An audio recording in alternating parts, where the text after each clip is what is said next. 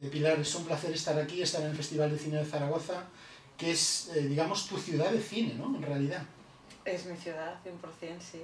Es la ciudad donde nací, es la ciudad donde empecé a estudiar. Lo primero que hice de cine fue aquí, con Vigas Luna, en el taller, bueno, también en el taller de la Escuela de Cine de la Universidad la Universidad de Verano de Jaca, con Claro. María de Pisón y con David Trueba. Y sí, sí, aquí esta es mi ciudad, así que... Oye, ¿cuánto te pasa por la cabeza decir, me voy a dedicar al cine? Porque da la sensación de que tú al principio querías hacer fotografía. Y de hecho estudias fotografía, ¿no? Sí, incluso hasta estudiar fotografía fue una decisión que tampoco sé muy bien por qué la tomé, ni en qué momento, ni cómo. O sea, yo no recuerdo un momento concreto en el que decidiera que quería hacer cine. Sí que es verdad que me gustaba mucho escribir. Estudié filología hispánica también por una cuestión creativa de querer leer. Porque me vinculabas un poco casi con la literatura también, ¿no? Sí, yo quería contar historias y escribía desde pequeñita, escribía mucho en el colegio, en el instituto, pues primero en cómics, luego escribía mis novelas, que ahora las leo y me hacen mucha gracia.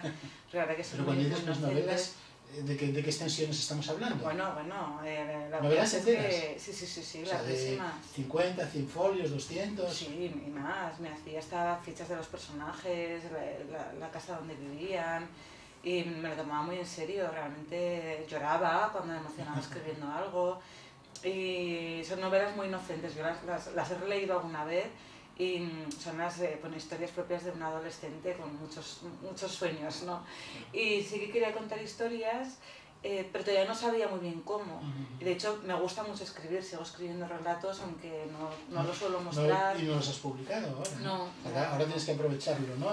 Ojalá, me encantaría. Y bueno, me gustaba también mucho el cine, y en la universidad empecé a apuntarme a todos los cursos que pude sobre cine. Cogí como optativa la asignatura de Historia del Cine que me impartió Amparo Martínez Herranz, y a raíz de ahí no sé por qué pensé que lo más fácil no lo más fácil, pero donde más podía aprender era en fotografía. Y te vas a Madrid, ¿no? Sí, pero bueno, yo también ha sido un poco una cuestión del azar, porque yo cuando me presenté en la ICAM había unas pruebas de acceso, y cuando me presenté a montaje y a fotografía. También porque yo creo que la dirección es que ni me lo planteaba, ¿no? Me parecía como una cosa, me parecía que era como decir, quiero ser actriz, ¿no? O sea, que es posible, ¿no? Pero que... Sabemos que tienes, no es por interrumpirte, pero también sabemos que tienes un poco de alma de actriz, porque ahora preparando esta película creo que has hecho mucho de actriz con las niñas, ¿no?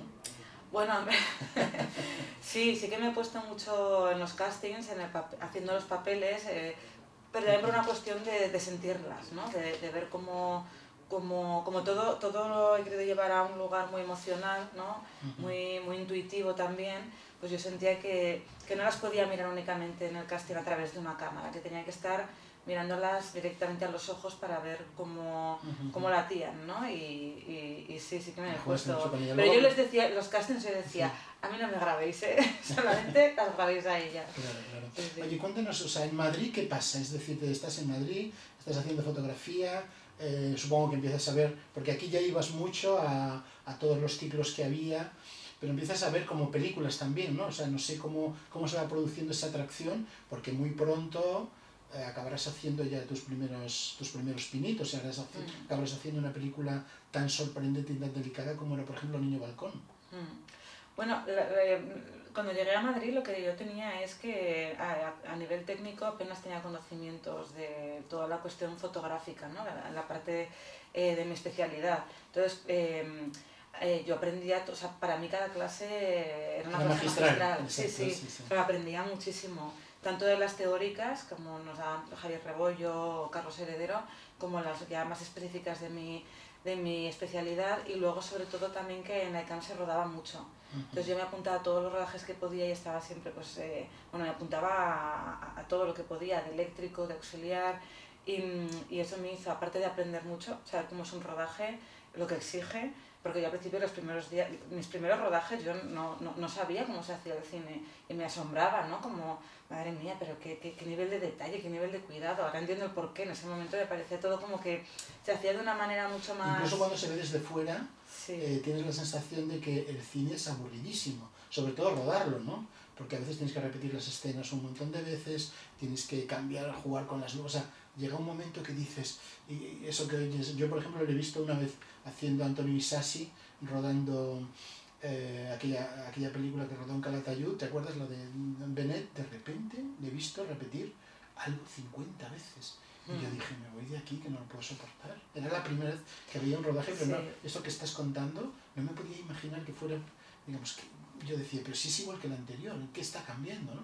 Ya, bueno, y eso, claro, a mí ahora lo veo de otra manera, porque cuando estaba de eléctrico también pensaba lo mismo, pero ¿por qué lo repiten 50 veces? Eso sí, no cambia nada, o cambia un matiz tan pequeño que no. Y claro, ahora estoy en ese otro lado en el que repito 50 veces si me dejan, y que bueno, gente me dejan, y no me aburro nunca, ¿no? Cada toma al revés, me parece el trabajo más divertido del mundo. Oye, y luego cuando se ven las 50 tomas, uno es capaz de distinguirlos, o sea, ve tantos detalles. Yo lo que he experimentado ahora con las niñas, no hemos llegado a hacer 50 tomas, pero sí que es cierto que hemos hecho tomas muy largas, ¿no? Como había dejábamos mucho fluir, claro. ¿no? Entonces pues igual teníamos tomas de 10 minutos, de 15 minutos.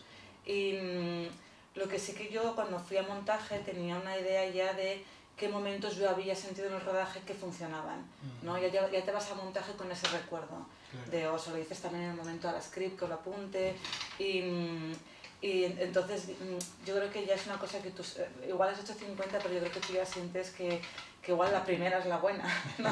Y dices, bueno, he intentado conseguir algo y no he podido, pues la primera, eso también nos ha Pero lo dicen casi siempre los artistas, incluso los cantantes, ¿no?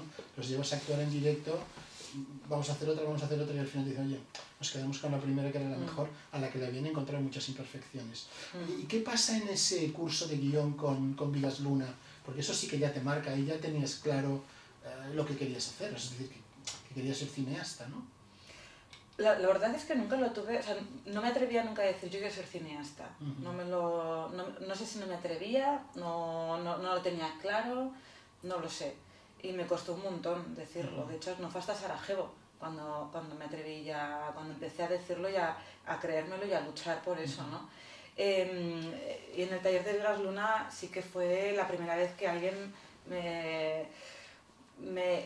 porque claro, en el taller de Vigas Luna tú te presentabas, ¿no? Y a mí me hizo una ilusión enorme pensar que Vigas Luna había elegido la historia que yo había pensado. Claro. Y eso me dio pues mucha fuerza y mucha ilusión, ¿no? Decir, ay, Vigas Luna, ese director que yo tanto admiro y que está seleccionando a un número muy reducido de personas para este taller. ¿Recuerdas qué presentaste? ¿Qué historia era? Sí que me acuerdo perfectamente. Cuéntanos. Era una historia...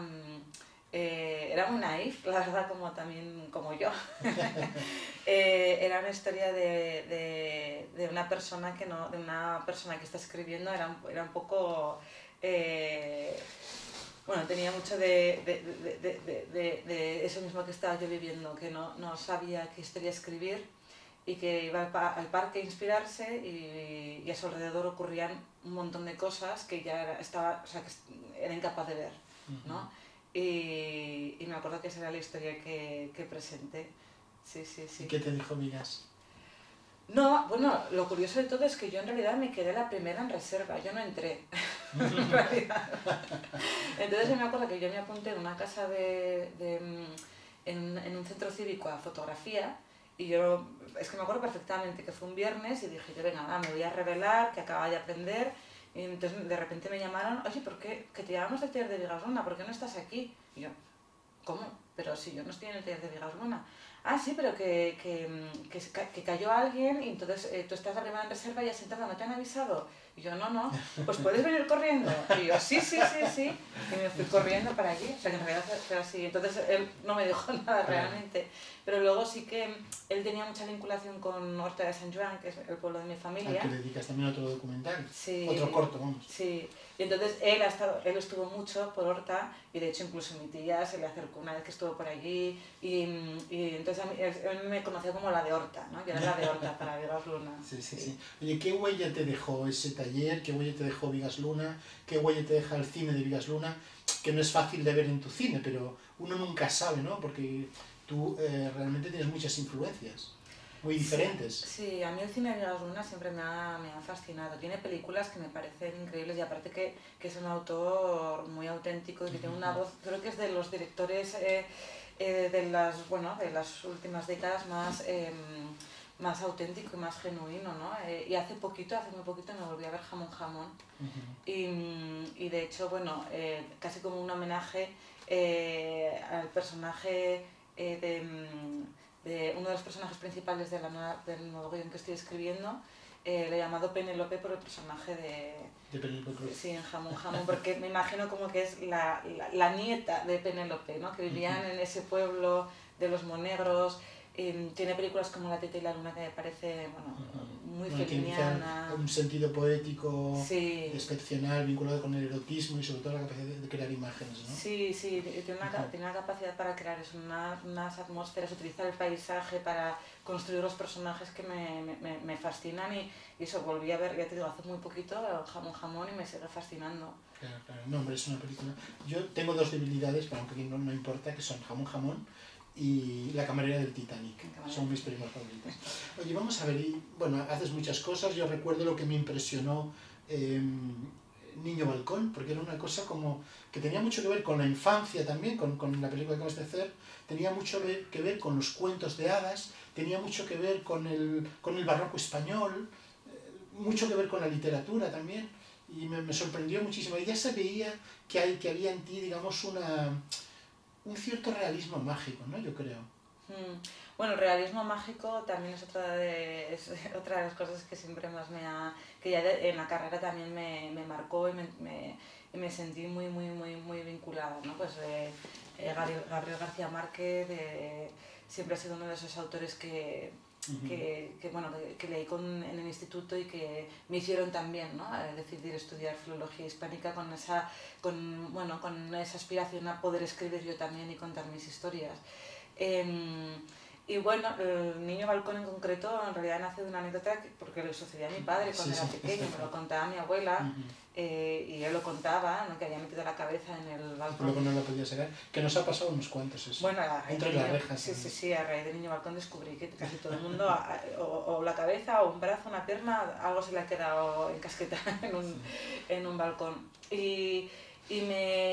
También en Sonrisas, el primer corto que hice, que también es de esta grieta que se abre entre las casas de dos vecinos, sí que me fascinaba mucho todo ese tipo de relato que tuviera que ver con la magia, que tuviera esa inocencia.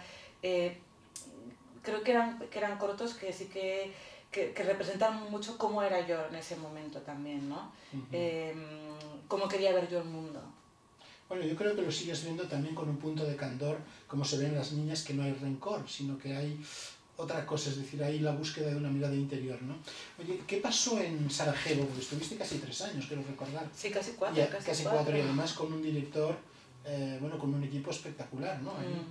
Sí, fue un sueño. Estuve con Belatar, que es un director húngaro, que es una de las grandes, es uno de los directores más importantes vivos, ¿no? de un tipo de cine muy concreto, lo que llaman el art house cinema, cine de autor, ¿no?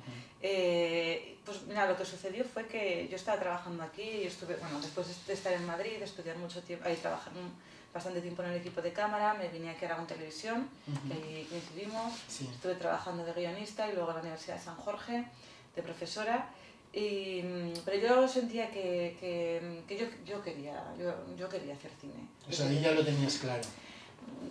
No decía yo quiero, no decía yo quiero. Porque dejaste lo seguro por lo incierto. Bueno, fue una aventura por completo. Yo sentía que no estaba, que tenía que arriesgarme, que tenía un trabajo muy bonito, porque dar clases es precioso y me encantaba, y además también en un momento en el que todo el mundo me decía, pero ¿cómo lo vas a dejar? Que mira cómo está todo.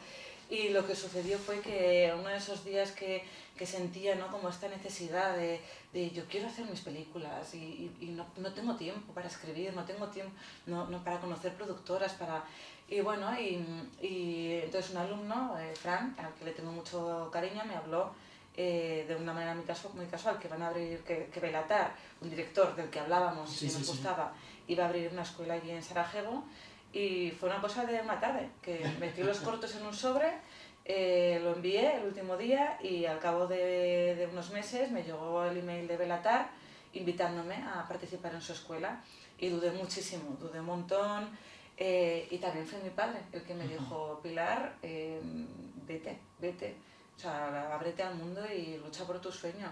Y ahí fue cuando, claro, dejé un trabajo estable, dejé mi vida aquí en Zaragoza y me fui completamente a la aventura con 31 años ya, ¿no? 32. Y Estamos hablando del año 2012, por ahí. 2012. 2012, Sí, más 2012. o menos. Sí. Y me alegro muchísimo porque aparte de que allí, pues bueno, ya me di cuenta de que este era mi sueño, esta era mi vocación y que quería luchar y quería ir a por todas, fuera cual fuera el resultado. Y luego también con la tranquilidad de que todo lo que había vivido hoy en Sarajevo ya me había compensado, o sea, fuera cual fuera el resultado, yo ya la experiencia la había vivido. Resúmenos dos cosas, perdona, no quiero emocionarte, pero tu padre no ha llegado a ver todo lo que te está pasando, ¿no? Y él era quizá, sin faltar al respeto a tu madre, el que más ilusiones tenía, digamos, en esa carrera tuya, ¿no? No sé si hablas con él, o sea, en el sentido, él no está, evidentemente, pero digo yo que hay muchas veces que uno de repente le gusta contar estas cosas a alguien, ¿no? A alguien que además no está, ¿no? ¿Te ha pasado eso alguna vez? Bueno, bueno, sí, sí, no sé, te digo porque sí, yo sé que es muy importante para ti, ¿no? Perdona, no quiero... No, ay, perdón. Lo siento, si no lo cambio. No, que me gusta, perdón. No, que me gusta mucho la pregunta porque además a mí me gusta mucho hablar de mi padre. O sea, realmente creo que hay que hablar de las personas que se han ido porque así es como se mantienen vivas y perduran, ¿no? Y yo si tengo hijos les hablaré todo el día de mi padre, de mis padres, de la gente que quiero. Pues la verdad es que sí, yo creo que todo lo está viendo y que estaría súper contento y que...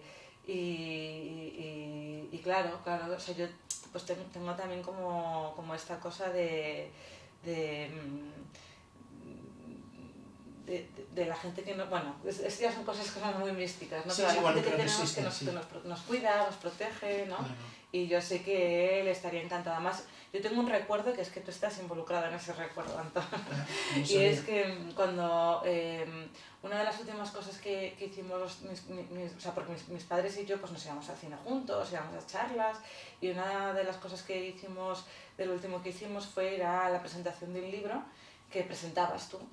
Y me acuerdo que tú me dijiste, Pilar, tienes que hacer ya un largo. Y mi padre, vamos por el camino hablando de vuelta a casa y me decía, tienes razón, Antón, Pilar, tú ya tienes que hacer un largo, ya déjate de cortes, tienes que hacer un largo. Me acuerdo perfectamente. Y luego mi madre también que lo ha dado todo, y lo ha hecho todo. Y... Por eso decía yo. Sí. Oye, y otra cosa, resúmenos un poquito, ¿qué se aprende qué aprendiste en Sarajevo? Porque claro, la persona que viene luego a Barcelona en torno al año 2016 ya es otra. Sobre todo lo que te comentaba, lo de sentir que entender por qué quería hacer cine, ¿no? Y entonces hacerlo desde un lugar que me da seguridad a mí misma, ¿no? Y esto es una cosa, Belatar nos lo decía, el cine no se puede enseñar, yo no os voy a enseñar, yo no puedo deciros cómo colocar la cámara, ni cómo hacer esto o lo otro, cómo dirigir a un actor. Hay cosas que obviamente a nivel técnico sí, pero claro, lo que él nos hablaba tenía que ver más con el arte, ¿no? Que con la disciplina artística que con la profesión. Y allí, pues sobre todo, entendí qué tipo de... O sea, por qué yo quería hacer cine y de qué manera quería hacerlo. Y qué tipo de cine no me interesaba, ¿no? Y entonces eso pues me ayudó a trazarme un camino y a pensar a darme cuenta que el camino que había elegido iba a ser más largo, ¿no? Y iba a ser un poco más difícil, pero que era un camino que me iba a hacer sentir a mí mucho más satisfecha conmigo misma, ¿no? Yo, por ejemplo, antes de hacer Las Niñas, yo he hecho muchos cortos, los he hecho con mi cámara, sin presupuesto, y seguramente creo que son los cortos de los que más orgullosa estoy, porque son cortos en los que siento que voy a algo muy profundo, y en que son valientes no por mí, ¿no? Sino también por lo que le propongo a la gente que me ayuda a hacerlos, como por ejemplo mi madre, lo que ella da, ¿no? Lo que mi madre me ha dado en esos cortos, me parece muy valiente. Sí, es muy buena actriz, por cierto. Sí, incluso el otro día en la película que se pasó por televisión, en la televisión, realmente está espectacular, o sea, es una pieza preciosa, pero es decir, su serenidad, su fotogenia, es una maravilla. Oye, vamos a ver, ¿y cuándo surge, o sea, cuándo te encuentras con estos cuadernos, con estos dibujos que van a ser un poco el embrión de Las Niñas? ¿En qué momento más o menos? ¿Ya cuando estabas en Sarajevo? No, mucho antes. Yo a Sarajevo ya me fui con la idea de que quería hacer Las Niñas, pero todavía no sabía cómo. Pero sí que tenía ya muchas anotaciones de recuerdos del colegio, y el cuaderno, una cosa que tienen mis padres es que lo guardaban todo, lo guardan todo. Y esos cuadernos los miré, o sea, siempre han estado ahí, pero en realidad los miré pues un poco yo por curiosidad. También teníamos hasta los de la guardería, o sea, es que teníamos todo guardado. Y sí que tenía, sí, y de hecho también recuerdo hablarlo con mi padre, ¿no? De yo quiero hacer una película sobre este tema y debatirlo, y me decía, ¿por qué no vas un día al colegio y hablas con las que habían sido tus profesoras?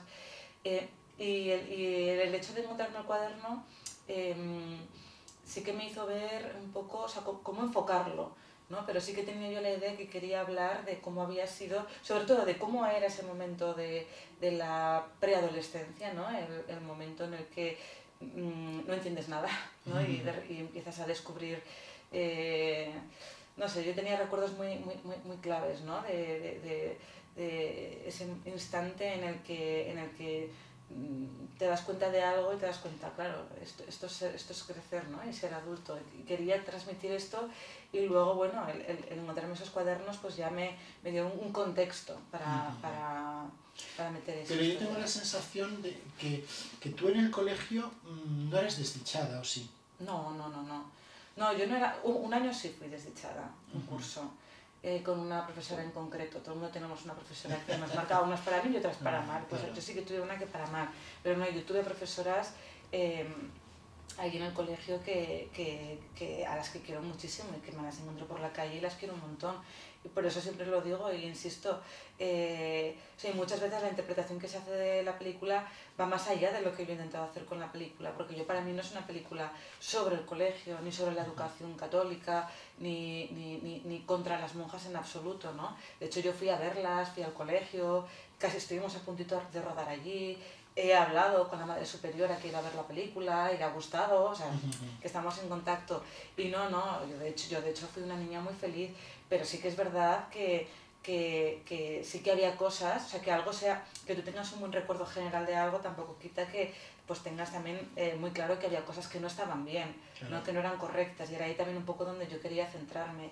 Y yo sí que tenía pues ese recuerdo de, pues bueno, de esas mochilas que cargábamos, y que, mira, con toda esta admiración y amor con el que te estoy hablando de mis padres, pues bueno, yo al final también soy consecuencia de una educación que ellos recibieron, y que también fue una educación que recibieron con todo el amor del mundo, ¿no? Igual que la mía, pero que tenía sus fallas, ¿no? Claro. Y de eso quería hablar, ¿no? No culpabilizar a nadie, ni mucho menos, porque parto tanto en el personaje como en todos los personajes de la película como en la vida real, de que todo lo que se hace nace de la buena voluntad y del amor. Pero lo que yo veo en la película, por ejemplo, efectivamente lo que estás diciendo ahora, que tú no es una película que vaya contra las monjas ni contra el catolicismo, pero sí es una película de una fractura que hay, una fractura entre la pedagogía, posiblemente entre el mundo de casa, y sobre todo lo que vemos en las calles, ¿no? Que en la calle estamos en el 92, que es digamos, la época de la exuberancia, la época de la libertad, pero por otra parte hay lo que tú cuentas también, es decir, un poco las decepciones, que hay una situación también como de espejismo, diría yo, ¿no? Sí, es que ahí es donde yo quería sobre todo profundizar y era el hecho de que había un abismo entre la educación que recibíamos o la mentalidad que había en mi entorno, ¿no? Y luego pues la apertura que había en otros entornos que también estaban muy próximos, que estaban casi pegados los unos con otros. Y yo siempre lo digo que para mí creo que lo que sintetiza muy bien esta idea y que por eso insistí tanto en que estuviera es la campaña del Póntelo, Pónselo, Claro. que es una campaña, bueno, del año 91, imprescindible, que bueno, es un hito en la historia de la publicidad en España, porque realmente pues quien no la recuerda, ¿no? La gente que ya sí, tiene... es que fue muy afortunada y, sí, muy pertinente. Claro, era súper necesaria, pero el tema es que se retiró, o sea, se retiró porque, bueno, porque hubo denuncias y porque se consideraba que podía llevar a la promiscuidad, ¿no? Entre los jóvenes. Sí, sí, sí. Entonces me parece que somos hijos de esa sociedad, ¿no? Que retira una campaña que lo ve como que la información para la salud lo ve como algo pecaminoso y transmite un miedo hacia toda esa cuestión de la sexualidad, como, bueno, considerándolo todavía un tabú. Entonces creo que esta es la parte oscura que nos tocó vivir como generación. Yo creo que una de las escenas más divertidas de la película tiene como mucho humor todo el tiempo, que a mí me gusta mucho. O sea, que sea, digamos, esa mirada interior, que sea esa reflexión, que sea una película sobre el crecimiento, sobre la preadolescencia, pero me gusta mucho también toda la parte del humor que hay, que está muy, muy, muy delicado, ¿no? Pero quizá la escena más maravillosa es cuando las niñas empiezan a jugar con los condones, ¿no? Eso no sé de dónde viene, si lo tenías en la cabeza, bueno, sí. ¿Qué pasó ahí? En el guión estaba escrito que ellas sacaban la caja de preservativos y que decían, a ver, ¿qué es esto? Yo ya conociendo a Julia Sierra, la que interpreta a Chris, conociendo a Andrea Fandos, a Celia y a Zoe Arnau, Brisa, yo ya más o menos imaginaba lo que iba a pasar. Entonces estábamos rodando esa escena y yo le dije a Julia, durante la toma, yo les hablaba mucho durante la toma, y yo le dije a Julia, a ver, ábrelo, a ver qué hay. Entonces ella ya lo abre y son 3 niñas viendo por primera vez un preservativo. Y lo gracioso es que Andrea reacciona siendo Andrea, pero que también Celia hubiera reaccionado así. O sea, cada una reacciona en función de su personalidad. Zoe, que es un pelín más mayor, ¿no? Con un poquito más de naturalidad, y Cristina y Julia como es ella, ¿no? Pues metiendo la mano. Esto es un regalo que nos hizo Julia. Eso se fue, digamos, eso no estaba pensado, sino que fue... Sí. Y luego cuando también la intenta espantar, ¿no? Y esa es la reacción también auténtica de Andrea, ¿no? De hecho, los padres lo decían cuando vieron la escena, los padres de Andrea decían, es que ella, o sea, si hubieras puesto una cámara escondida y está haciendo esto con sus amigas en un cuarto, es que reaccionaría así. Claro. ¿No? Oye, me llamó la atención una declaración que te en esta línea, ¿no? No es que vayamos a hablar de sexo, pero la película se habla un poco de sexo, ¿no? También me llamó muchísimo la atención cuando decías que tú de niña, como la mayoría de los españoles, o una parte, veíamos el canal Plus porno codificado, ¿no? Que era como ver cine conceptual en el fondo. O sea, si lo piensas bien, es como, ¿sabes? Quiero decirte que hay un cine, incluso el de Antonio Artero, o sea, estas películas que tienen ese punto, ¿no? Pero eso era como muy, no sé cómo explicarte, era como muy liberador, era a la vez como muy... También te frustraba mucho, pero a la vez te parece que te daba un poco de alas, ¿no? Yo creo que, claro, era la curiosidad que nos carcomía, era como ir al kiosco... Eso lo veías con tus hermanos, ¿no? Imagino, ¿cómo? No. No, o sea, sobre todo con amigas, ¿no? Claro. Típica noche de pijamas, pero al igual que también recuerdo el mirar así de reojo, ¿no? En las portadas de las revistas guarras en los kioscos, ¿no? En las papelerías. Y claro, yo creo que forma parte de toda esta desinformación que teníamos y que era algo totalmente exótico. Y a mí me da... Lo curioso de todo es que también hubo mucha gente que me decía... O sea, en la película nos hemos permitido varias licencias, pero hubo una que me señalaba mucha gente y me decía... Es que lo del porno del Plus... No tiene récord porque es que era los viernes a la 1 de la madrugada, entonces no pega con que la madre esté volviendo de trabajar, o sea, la gente lo recortaba. Claro, es que era como una ceremonia. O sea. Sí, entonces esto me hacía mucha gracia también leyendo el guión, porque decía, no, claro, porque es que si es el viernes, al día siguiente no puede tener colegio. Oye, en la película hay otro tema también que me llama mucho la atención, que es el móvil, que está muy de moda y que es algo que de repente le hemos puesto nombre, pero eso existió durante muchísimo tiempo, el matonismo, y ahora lo vemos, o sea, ha sido muy doloroso, entonces, pero tú de repente ahí le pones también cara y también sin ensañarte, pero también lo denuncias. No sé si tú has vivido también mobbing, acoso escolar, mobbing. O sea, yo creo que sí que hay cosas que viví de pequeña que... O sea, creo que he estado en los dos lados. O sea, creo que yo sin darme cuenta he podido hacer como Clara, como el personaje de Clara en la película. ¿Has sido maltratadora? No, Tú que has sido tan buena. no maltratadora, pero bueno, no... Claro, es que yo, por ejemplo, será porque también uno luego quiere mucho a sus personajes, ¿no? Pero yo con Clara siempre es como, no es mala, solamente es la consecuencia de lo que le están diciendo, claro, no repite lo que oye, y sí que he tenido esto también, ¿no? Pues fíjate y mira lo que han hecho y ¿no? Esta cosa del murmurar, ¿no? Sí, el cuchicheo. Sí, el cuchicheo malicioso. Sí, y luego también lo he vivido. Yo también, fíjate que yo fui al instituto donde mi madre daba clases, eso da pie a que se hable mucho, ¿no? Los hijos de los profesores, y sé que mi madre está muy bien valorada por los alumnos y ahora me llegan mensajes de yo fui alumna de tu madre, claro. y aún así. ¿Y el acoso lo sentiste en algún momento? ¿Fuiste en algún momento Celia? ¿Fuiste en algún momento todos los compañeros así que...? Sí, yo fui un momento Celia y fue el momento este de la profesora que... Hubo una profesora con la que yo no tuve muy buena, que era monja, no tuve yo muy buena química. Y este momento en el que Celia sale y va a buscar a su madre, o sea, que le dice, está en el coche y le dice, mamá, no, déjame quedarme en casa, o sea, es semi-autobiográfico. Mi madre me acompañó, me dio un paseo por el parque, pero bueno, tenía que trabajar, se tenía que ir, pero sí que recuerdo este sentimiento de no quiero ir al colegio, no quiero ir al colegio, no quiero ir al colegio, porque lo pasaba muy mal. Sufría mucho ese año en concreto, lo recuerdo, sí. Claro. Y de hecho, Celia nace mucho de ese año en concreto. Claro. Y me llama mucho la atención, digamos, todo lo que habéis hecho, o sea, la documentación, la puesta en escena, cómo habéis trabajado con las niñas, cómo habéis visto documentales, o sea, cuéntanos cómo ha sido ese proceso y cómo ha sido esa relación, porque tú les has enseñado, es decir, hasta encontrar, digamos, les has mostrado, digamos, todo ese periodo a través de vídeos, de declaraciones, de revistas, de todo, es decir, o sea, has hecho ahí como un trabajo como muy meticuloso, ¿no? Tú y tu equipo, claro.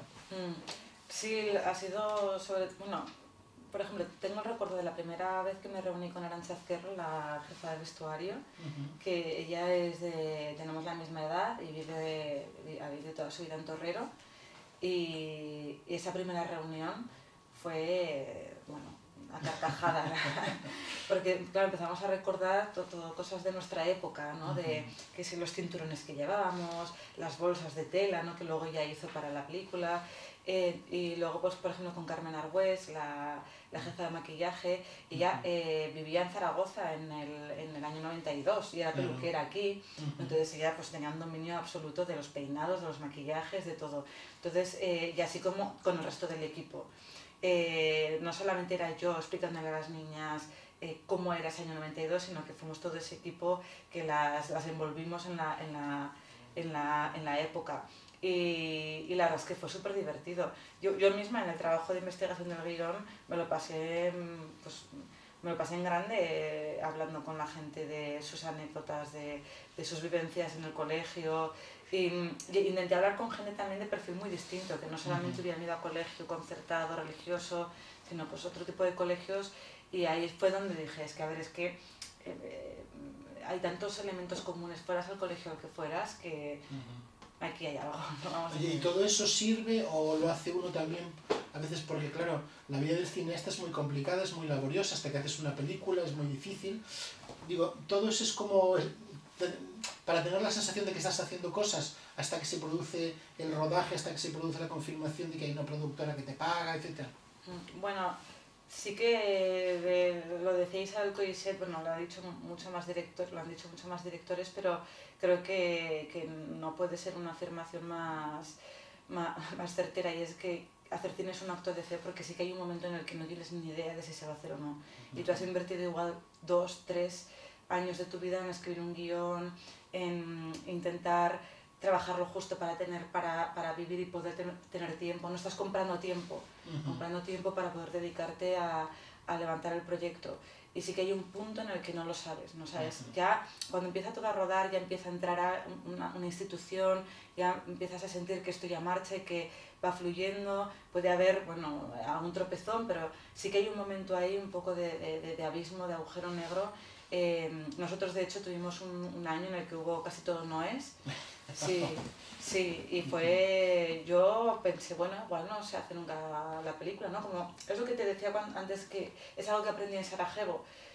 Yo pensaba, bueno, igual no haré esta película, con este presupuesto, igual tengo que esperar 10 años más a hacerla para tener el presupuesto que ahora no estoy consiguiendo. Pero el hacer cine, nadie me lo puede quitar. Yo cojo mi cámara y lo que pasa es que obviamente no es la manera, o sea, uno hace películas también para que la gente las vea, no solamente para que las vean en tu familia, ¿no? Sí, sí, sí. Y para eso necesitas una solidez que te da pues, un presupuesto, un trabajo profesional y que anime a la gente a ir al cine a ver un trabajo hecho bueno, con consistencia. Claro. Yo tengo una otra curiosidad. Los chicos. Porque ese es un tema que también es muy importante en la película. O sea, hay pocos chicos, pero hay varias escenas.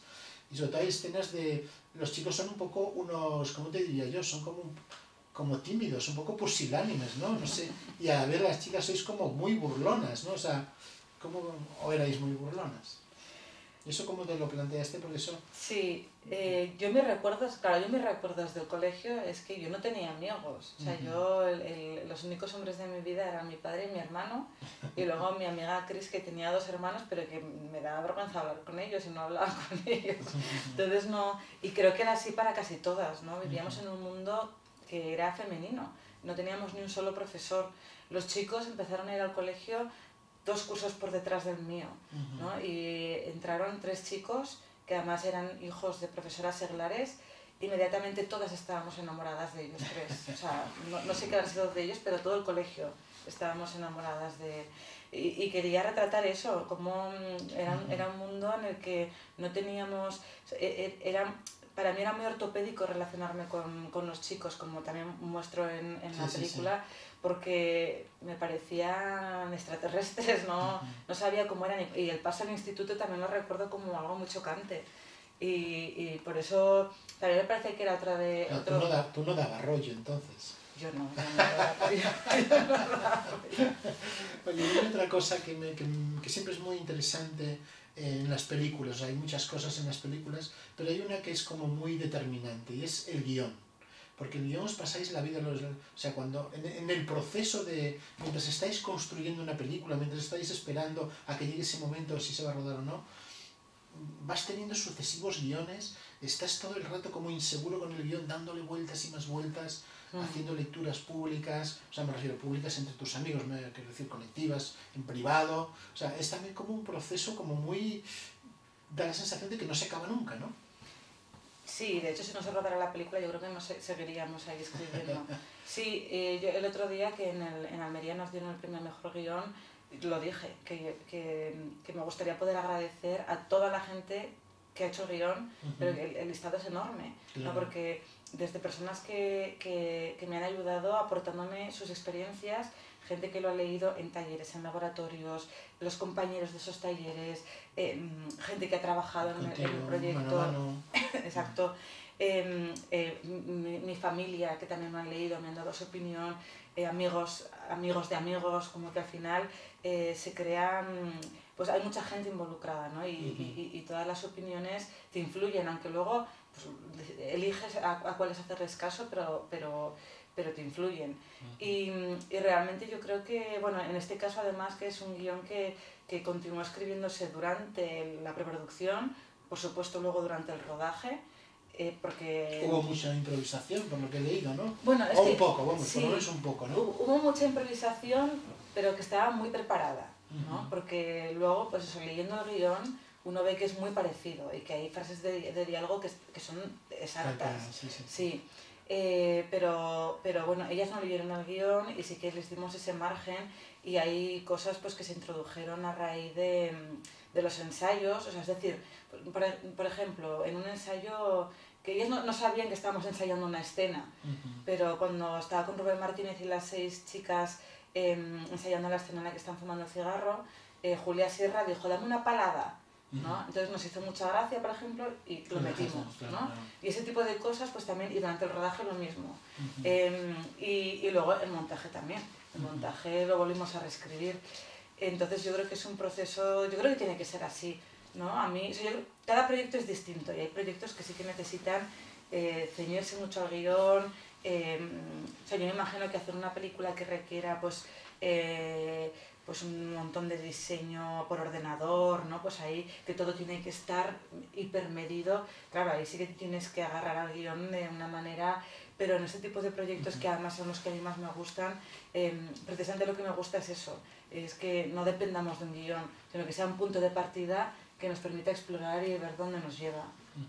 Y vamos a ver, hay como muchas fuentes en la película, o sea, yo creo que es una película muy personal, eres tú, pero yo creo que hay cosas que has manejado. Por ejemplo, yo tengo anotado en dónde está la casa de mi amigo, de Abbas Kiarostami. Tengo anotado, bueno, Boyhood yo creo que podría ser, pero es una película más de chicos, pero tenía anotado también Carrie, por ejemplo, que sé que es una película que no tiene nada que ver con la tuya, pero sin embargo te marca mucho. Y luego hay un fenómeno, hay como, yo te diría, que hay un cine español, un cine poético español y a la vez sería perturbador, que sería El espíritu de la colmena y El sur. Yo casi veo más El sur que El espíritu de la colmena, de Víctor Erice, y también veo un poco ese cine de Saura, tan perturbador de las niñas, pues Ana y los lobos, Cría cuervos. Yo no sé hasta qué punto todo esto está ahí en tu mirada, en tus ojos, en tu forma de ver. La verdad que yo ojalá que esté ahí, o sea, ojalá. Son películas que a mí me han marcado mucho, o sea, todas las que has mencionado, sobre todo las de Erice, las de Saura, las de Kiarostami, pero bueno, en particular las de Erice y las de Saura que has mencionado son de esas películas que descubrí una vez ya que empecé a interesarme por el cine, en ese primer taller de Vigas Luna, en el de la Universidad de Verano de Jaca, y que claro, forman parte de mi patrimonio cinematográfico, ¿no? Que las he visto tantas veces que creo que incluso forman parte de mi forma de entender el cine, ¿no? Y del cine que me gusta y que me gustaría llegar a hacer algún día, ¿no? Son obras tan... Bueno, ya has empezado bien, ¿eh? Bueno, ya has empezado bastante bien, creo yo. Gracias, pero claro, yo pienso eso, para mí son los maestros, ¿no? Y entonces, claro, a mí cuando los mencionas, o sea, ahora que los mencionas, pues me ruborizo, me daba mucho pudor y a la vez no puedo evitar emocionarme, ¿no? Porque claro, estás nombrando a los directores de mi vida, ¿no? Claro. Oye, y quería que nos hablaras un poco de, digamos, esa Zaragoza vinculada a la música, a esa Zaragoza urbana que de repente a la niña Celia se lo trae un poco Brisa, ¿no? O sea, ese descubrimiento de Héroes del Silencio, Más birras, Niños del Brasil, Manolo Cabeza Bolo, es decir, que de repente en la película ese gran homenaje también es un poco un rendir homenaje, un tributo a lo que era también la cultura urbana, ¿no? Que fue muy importante, esa cultura urbana que derivaba un poco de esos grupos, ¿no? Y que tiene mucha presencia en la película. Sí, es que eso forma parte del contraste que yo también viví, ¿no? Porque yo me acuerdo pues, de escuchar mucho a través de mi hermana Héroes del Silencio. Mi hermana tiene 2 años más que yo, entonces cuando yo tenía la edad de Celia, mi hermana ya era plenamente adolescente y le encantaban los Héroes del Silencio, y me acuerdo pues, de hasta hacer actuaciones imitando a Bunbury, y bueno, y escucharlas después de salir del colegio a Manolo Cabeza Bolo con el uniforme, ¿no? Y reírnos de tampoco entender, o sea, de una risa nerviosa, ¿no? De decir, uy, esto que estamos escuchando, seguro que no deberíamos escucharlo, pero vamos a seguir. Y luego, pues, Más birras, Lala también, allí en una charla que tuvimos, forma parte de la banda sonora de mi infancia por mi hermano, que era la música que escuchaba mi hermano. Y entonces sí, yo quería reconstruir toda esta memoria musical y ha sido muy bonito también hacerlo. Yo vi la película con Niños del Brasil Imagínate, o sea, imagínate qué emoción, ¿no? O sea, una maravilla, estaban ahí Santi, Res, o sea, una preciosidad, bueno, me gustó mucho. O sea, que eso lo reconstruyes, yo creo que de manera que a la gente le llega, ¿no? Sí, es que además, es que menudos músicos que tenemos aquí en Aragón, o sea, menudos temazos. Oye, lo que es menudo también, ya que dices la palabra menudo, que hemos estado todo el rato planeando, es las actrices, ¿no? O sea, el caso de Andrea Fandos es espectacular, es decir, o sea, es una persona que, o sea, que es una niña que se come la cámara, o sea, que la cámara enamora a la cámara y a la vez la cámara se enamora de ella, las dos cosas. Y hay como una... Eso tú te diste cuenta de inmediato, imagino, aunque todo el reparto es espectacular.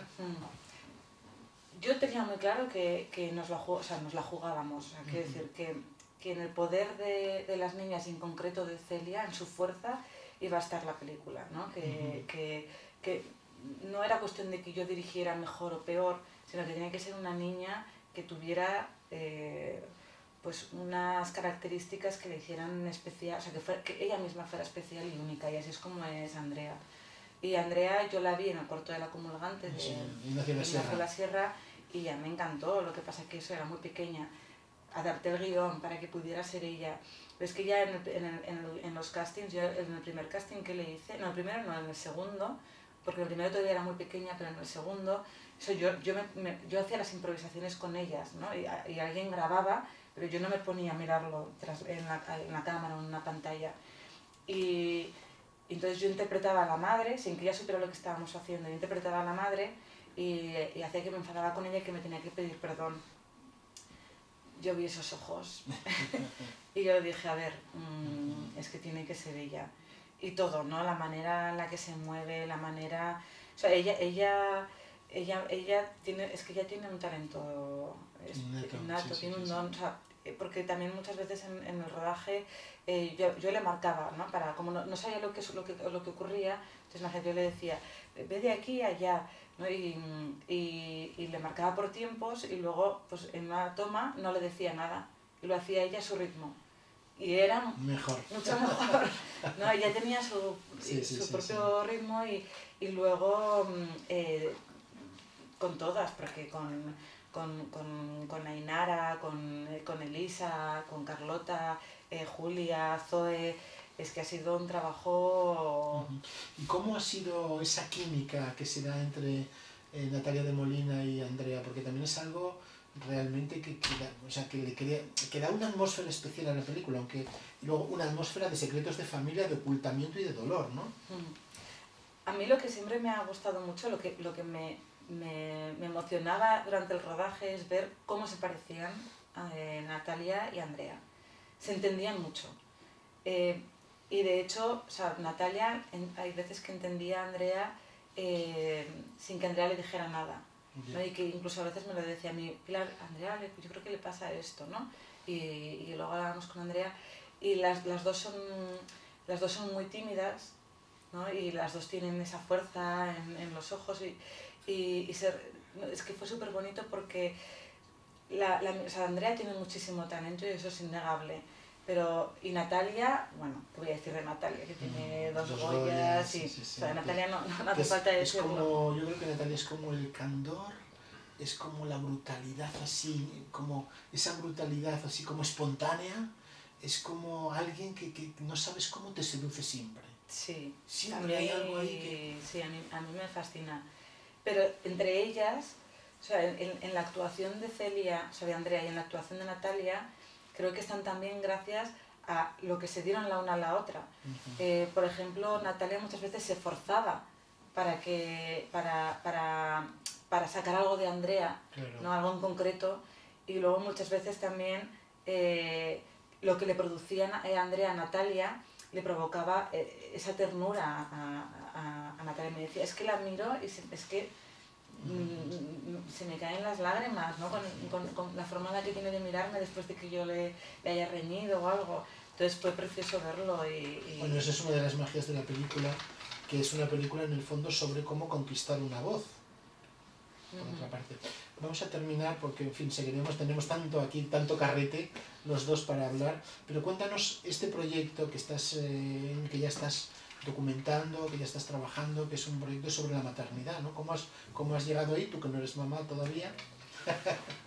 Pues llegué allí, es una propuesta de Valeria, de la productora, me propuso el tema y es cierto que es un tema que ella ya sabe que a mí Que te gusta, que te interesa. me interesa especialmente. Bueno, está también aquí en esta película, en Las Niñas, ¿no? Sí, sí.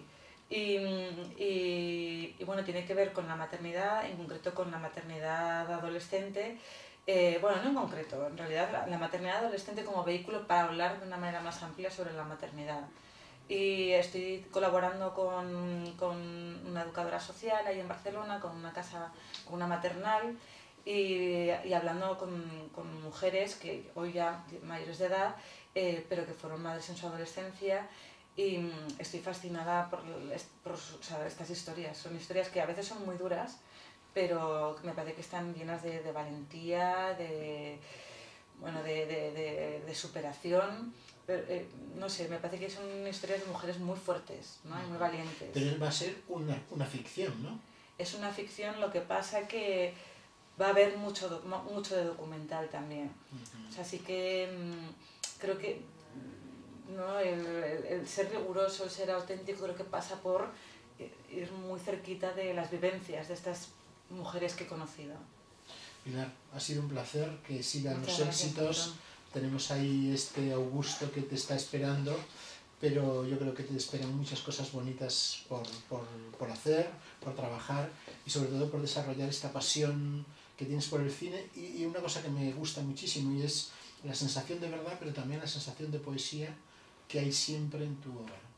Muchas gracias, Antón.